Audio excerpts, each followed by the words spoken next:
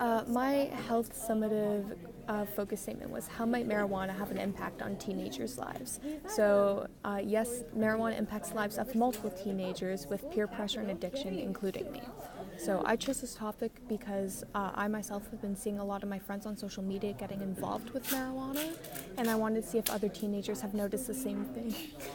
This applies to the health of teenagers by seeing if other teens use marijuana and whether or not it will influence them to do the same.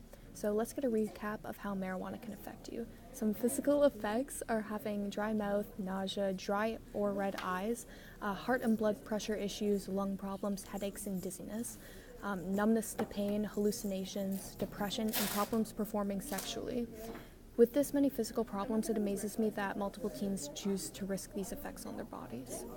Mental problems from marijuana, including heightened emotions. So if you're sad, you become depressed, or if you're happy, you become ecstatic, causing your brain to release a dopamine similar to the effects of taking heroin, which could be either positive or negative, but either way, it makes your body rely on a risky substance. Marijuana also impacts your body's ability to signal emotions. This causes lots of marijuana users to not react accordingly in certain situations, as weed has impaired their ability to signal their brain. Marijuana also has major effects on teenagers' learning. So the brain does not stop developing until you are 25. So when marijuana is ingested or smoked, it damages cells crucial to development. This causes troubles for many kids trying to learn in school, as their brain is not at full capacity, as well as marijuana making it harder for people to concentrate and do tasks that require a lot of coordination. Lots of kids smoke weed for their social status in schools. Doing drugs somehow helps make kids believe that they're edgy and dangerous to impress their peers or to join new friend groups because it's legal. Underage drinking can relate to the use of weed because multiple teenagers mix these two substances, causing them to become cross-faded. It is advertised among friends as a fun experience to do at parties and to up your social status, when in reality it is even more dangerous. Dealing with intoxicated people is very important to know, as marijuana is around teenagers all the time, especially at parties. If someone is especially high, you should make sure that they're in a secure and comfortable space, making sure they aren't a danger to themselves. If they're throwing up and starting to pass out, you should stay with them and make sure that they do not choke while calling an ambulance. If you're in an uncomfortable situation, a useful tip I use with my parents is called the X method.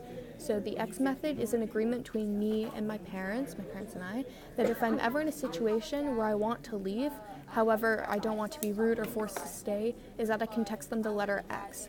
So as soon as they receive the text, it will call me saying there's a family emergency where I need to come home with no questions asked. That way I can leave safely, as well as not disappointing any of the people around me. Some coping and management skills are to find something else to control your negative emotions. Instead of turning to marijuana, rather than thinking about the negatives of smoking, which is proven to have a lower success rate.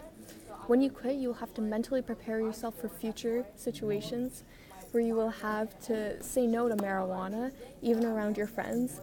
Try not to put yourself in stressful situations and have an alternative method of relieving your negative energy rather than smoking a joint, as Maria is pretending to do.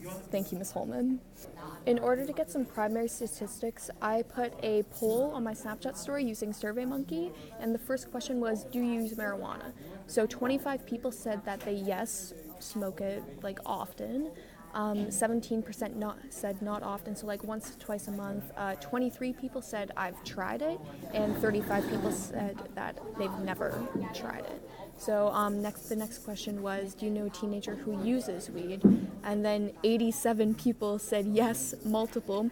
9 people said 1 or 2, and 3 people said no one. So have you ever used weed with other substances? So this would be cross-faded, so alcohol. 42 people said yes, they have, and 58 people said that no, they had not. And then question 4, have you been affected by someone with addiction? So 37 people said yes, whereas 63% of people said no.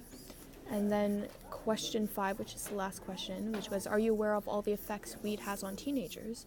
And 81% of people said yes, whereas 19% of people said no. So in the end, I do believe that marijuana has an impact on teenagers' lives today, especially with their ability to learn and just in social situations in general, because it's been normalized, and by the Canadian government, legalizing weed is just has opened up more access to it for underage people. So yeah, thank you, Miss Holman.